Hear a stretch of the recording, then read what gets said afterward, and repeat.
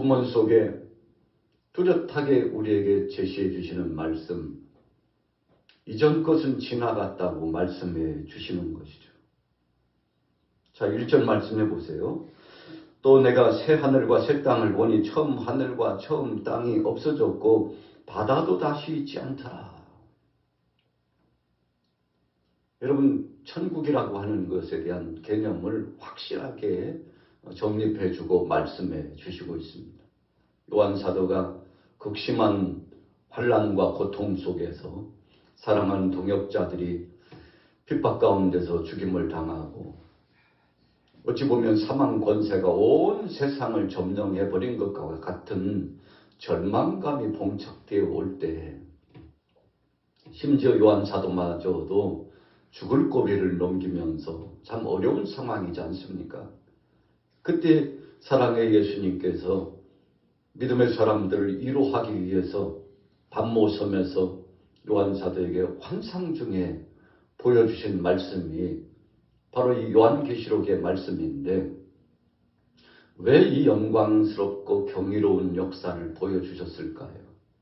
우리가 요한계시록 1장부터 쭉 강론해서 말씀을 상고하면서 깊이 상고하고 생각해 보건대, 하나님의 목적과 뜻은 위로의 천국, 그 은혜의 천국, 감격스러운 천국을 보여주시기 위해서 그 외에 여타 다른 말씀은 마치 서론격인 그 말씀, 새롭게 시작하는 초입 단계의 말씀이었음을 우리가 기억해 볼 수 있습니다.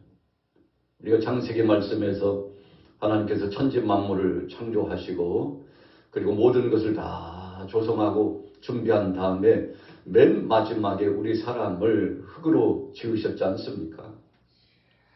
그리고는 아담 혼자 독차하는 것이 좋지 못하셔서 깊이 잠들게 하시고 갈빗대 하나를 취해가지고 하와인 이 여자를 만들어서 그에게 주니까 아담이 기뻐하고 얼마나 좋아하는지. 그래서 그 아름다운 낙원 그 동산에서 영원토록 하나님과 동행하며 살 수 있도록 복을 주시고 창대한 은혜를 더하여 주셨죠. 여러분, 그래서 창세기 첫 머리에 에덴 동산의 아름다운 이 복된 역사를 선물로 주셨는데 죄를 범함으로 말미암아 실락원 되었잖아요. 쫓겨났습니다.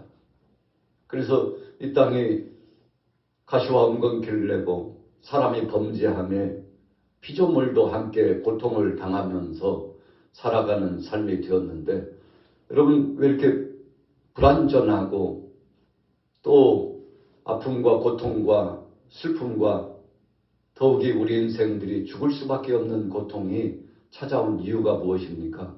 다 죄악 때문에 그런 거 아닙니까? 그래서 하나님이 처음 주신 것을 상실했습니다. 죄로 말미암아 상실했다는 것을 분명히 말씀해 주시고 있죠. 그래서 가죽옷을 사랑하는 아담과 하와에게 입혀주시면서 저들에게 진정한 회복의 약속을 주셨는데, 예수 그리스도를 통해서 신락원 되고 죄로 말미암아 상실된 그 고통스러운 이 삶의 역사가 시작된 이 모든 것들을 정리하고 새롭게 하시고 회복해 주실 것이라고 하는 약속을 하나님께서 아담과 하와에게 주셨죠. 그래서 우리는 자자손손 이 약속을 믿고 의지하면서 지금까지 살아온 거 아니겠습니까? 구약과 성경의 말씀을 들어서 통틀어 역사적으로 보건대 우리의 인류 역사 이래, 세계 만물의 역사 이래 하나님께서 우리에게 주신 최고의 선물이 바로 오늘 본문 말씀에 등장하고 있는 새 하늘과 새 땅, 거룩한 천국, 영화로운 그 세계를 선물로 주신 거죠. 여러분, 우리 사람이 이 세상에 태어나가지고 강건해봤자 7, 80을 살아가는데, 그리고 죽음을 맞이하고 인생이 끝난다면 얼마나 허무한 것입니까? 참 인생 별거 없죠. 세상에 살면서 정말 고통 중에 살아갑니다. 아픈 역사가 끊이지 않습니다. 문제 한 가지를 해결하고 나면 뒤돌아서면 또 다른 문제가 발생이 되고 갈등과 문제를 안고 계속 살아가죠. 여러분, 그래서 태어난 다음에 죽을 때까지 질병이 떠나가지 않아요. 아픔과 슬픔의 사건들이 떠나가지 않아요. 우리가 국가적, 전 세계적으로 보면 난리와 소문, 전쟁과 비금 끝나지 않아요.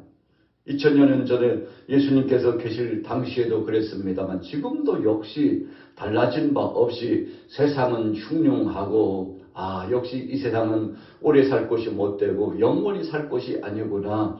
언젠가는 이 세상의 삶이 끝나야 되는 것이 맞구나 라고 하는 답을 우리가 찾을 때쯤 되면 인생이 철이 들어가지고 하나님의 뜻을 알만하고 이제는 그래도 내가 어떻게 살아야 되는지 그 법을 알만하면 그때요 죽음을 맞이하고 우리가 하나님 앞에 부름을 받고 인생 여정에 막을 내리고 흑인이 흙으로 돌아가라고 하는 말씀처럼 우리 인생들이 다 그렇게 돌아가지 않습니까?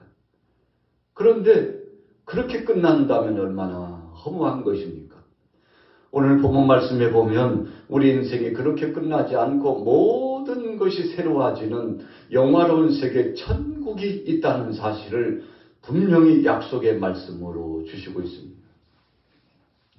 우리가 천년왕국에 대해서 강론의 말씀을 상고했습니다만 어떤 사람들은 이 땅에서 천국이 이루어진다고 생각하고 하나님께서 말씀하신 어떤 우리가 상이하게 생각하는 또 다른 어떤 세계가 있는 것이 아니라고 생각하고 천국을 부정하고 또 어떤 이들은 지옥도 부정하려고 합니다. 여러분, 그러나 성경 속에 무수히 천국에 대해서 말씀하고 지옥의 심판에 대해서 말씀하고 있죠. 그래서 우리가 가시적으로 보는 이 하늘과 땅이 아니라 새 하늘과 새 땅이 분명히 주어지고 이 파라다이스 천국이 있다는 사실을 오늘 본문 말씀에 말씀하고 있지요. 자, 보십시오. 2절 말씀에 또 내가 보며 거룩한 성 새 예루살렘이 하나님께로부터 하늘에서 내려오니 그 준비한 것이 신부가 남편을 위하여 단장한 것 같더라. 여러분 3절부터 마지막 절까지 쫙 소개하고 있는 것은 거룩한 성 새 예루살렘 천국을 말씀하고 있죠. 얼마나 아름답고 참 경이로운지 참 글로 표현하는 것 중에 최고의 극치의 표현이라고 할 수 있죠. 여러분 2000년 전에 요한 사도가 말씀을 받는 그때예요. 문명이 발달되지 않았습니다. 오늘날에는 천국이 이 말씀한 대로 이루어진다면 가상적인 공간을 영상물로 제작해서 만들기까지 합니다. 여러분, 그런데 요한 사도가 이 경이롭고 영광스러운 세계를 보면서 마치 기절할 뻔한 그 감격스러움을 체험하게 됐지 않습니까? 말로는 다 표현할 수 없어요. 우리가 경이로운 현상을 꿈으로 꾸게 되면 그렇게 이야기합니다. 어떻게 말로 다 이야기 못해. 말로 다 이야기 못해. 당신도 그 체험을 했더라면 이래저래 이래 설명으로 다 못한다고 그런 표현을 하지 않습니까? 오늘 21장의 말씀을 우리가 묵상할 때마다 늘 감격스러운 것은 천국은 말로 다 표현 못하지.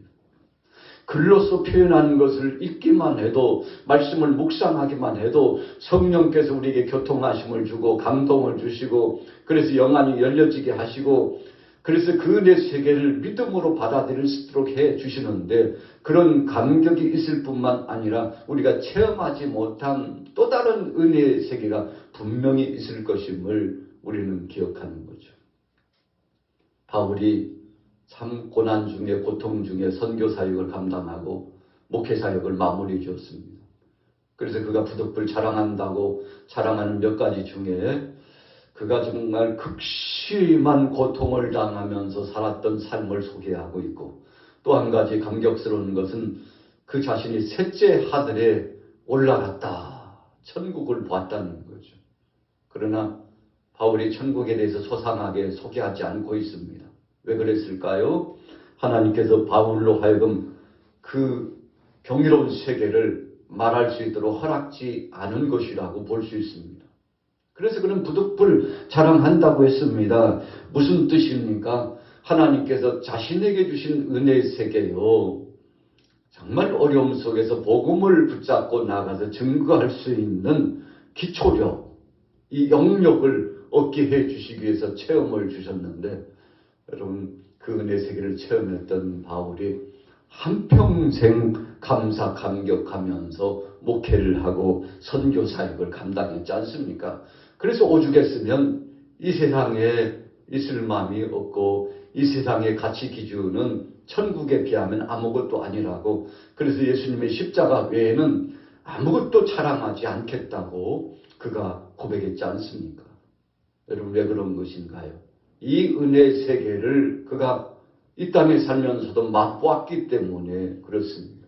그래서 우리가 종종 깊은 은혜의 단계를 경험하고 기도할 때 은사를 체험하고 은혜를 체험한 믿음의 사람들, 또 하나님의 말씀을 상고하다가 깊은 은혜의 단계를 경험한 사람들은 여러분 마치요 딴 세상에 사는 사람과 같은 말을 하고 그런 행동을 하고 삶을 살아갑니다. 왜 그런가요? 그 은혜 세계를 보고 그 능력의 말씀을 신비한 세계를 경험했기 때문에 세상에서는 누릴 수 없는 놀라운 은혜가 있다는 사실을 알아 여러분 한평생 주의 영광을 위해서 살아가는 것이죠.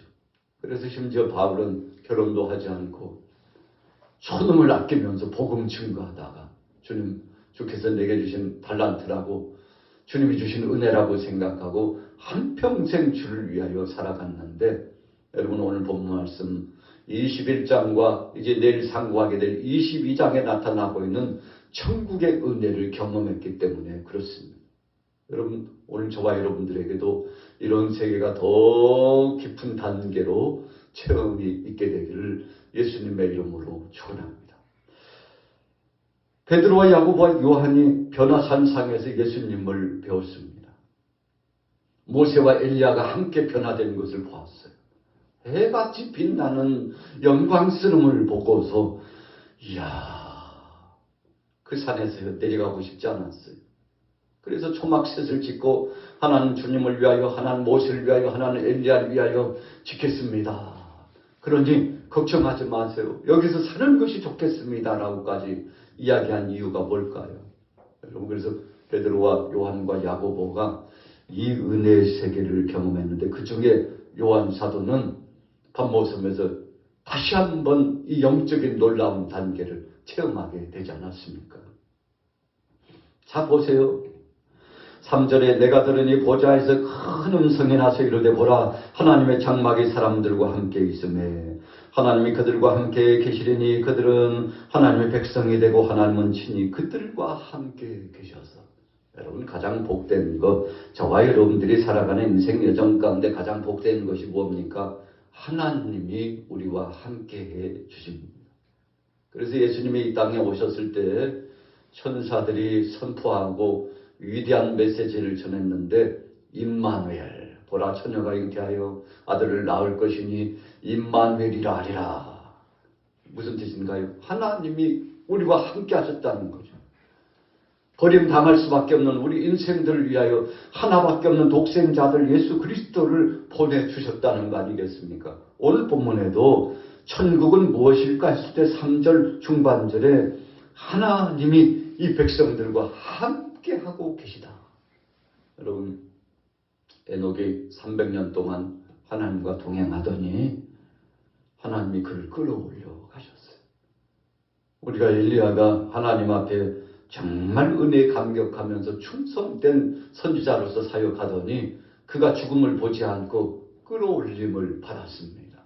얼마나 감격스러웠을까요? 여러분 4절에 보세요. 모든 눈물을 그 눈에서 닦아주시니 다시는 사망이 없고 애통하는 것이나 곡하는 것이나 아픈 것이 다시 있지 아니하리니 처음 것들이 다 지나갔음이라. 처음 것들이 뭡니까? 우리가 참 상상할 수 없는 여러 고통스러운 승자의 삶이죠. 다 지나갔어요. 여러분 죄악의 물결, 이 허물의 역사가 다 지나갔어요. 예수님께서 모든 질고를 담당하시고 대신 죽어주셨기 때문에 가능한 것이죠. 주님이 우리에게 주신 선물입니다. 여러분 그래서 예수님께서 내가 너희를 위하여 천국에 가서 처소를 예배하러 가겠다.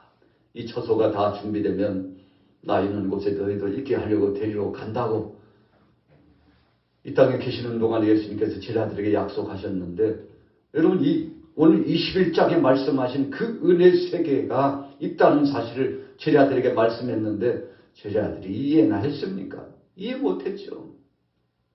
그런데 주님은 약속대로 사랑하는 제자들 앞에 부활하셨고 승천하신 그분이 다시 오시겠다고 하는데 분명히 우리를 데리러 오시는 거 아니겠습니까? 감격스러운 것이죠. 오늘 요한 사도가 그것을 체험하고 있는 거예요. 5절에 만물을 새롭게 했다고 그랬습니다. 생명수 샘물을 목마른 자에게 값없이 주신다고 6절에 말씀했습니다. 그래서 이기고 승리하는 개선가의 역사가 상속자된 믿음 있는 사람들, 저와 여러분들에게 이 천국이 주어진다고 말씀했죠. 여러분 얼마나 감격스러운 것입니까? 그러나 8절에 보니까 천국에 들어갈 수 없는 자가 있다고 했으니 두려워하는 자들과 믿지 아니하는 자들과 흉악한 자들과 살인자들과 음행한 자들과 점술가들과 우상숭배자들과 거짓말하는 모든 자들을 불과 유황으로 타는 못에 던진다.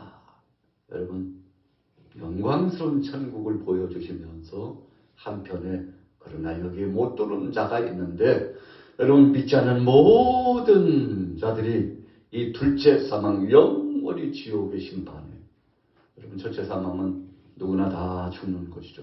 죽음으로서 끝나지 않고 우리는 영생의 부활로, 믿지 않는 사람들은 영벌의 부활로, 그래서 주님 앞에 선악간에 다 심판을 받고 영원히 지옥불에 던져놓는데 우리는 이 둘째 사망을 체험하지 않습니다. 왜요? 천국에 입성해서 그 영원한 세계에서 누리기 때문에. 그러나 믿지 않고 불신한 모든 사람들은 심판해서 영원한 지옥의 불못에 던지는데 이것이 둘째 사망이라고 말씀하고 있는 거죠. 자, 9절부터 마지막 절까지는 새 예루살렘이 경이로운 천국의 형상을 말씀하고 있는데, 여러분 10절에 성령으로 요한사도를 이끌어 가고 있는데 이 12절에 보니까 12문이 있다고 그랬습니다.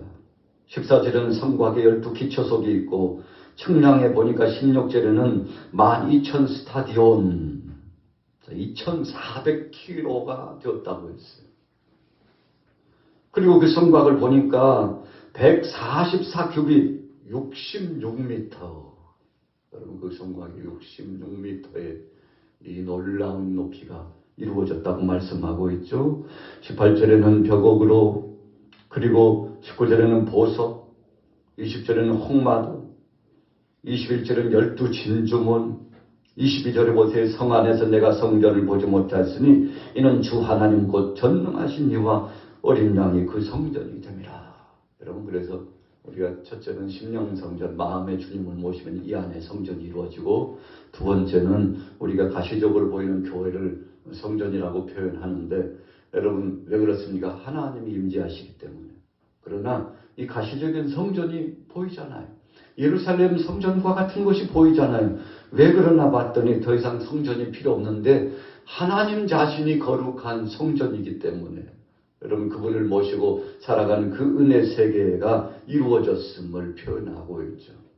여러분 그래서 성전의 개념이라고 하는 것이 오늘 22절에서 확연하게 말씀하고 있죠. 그래서 우리가 주님을 모시고 사는 이 중심이 얼마나 중요한지 예수님께서도 여기 있다 저기 있다 하지 마라, 너희 마음속에 천국이 있다 이렇게 말씀하신 의미가 무엇인지를 알겠죠. 자, 마무리 줘봅니다. 23절에 같이 읽습니다.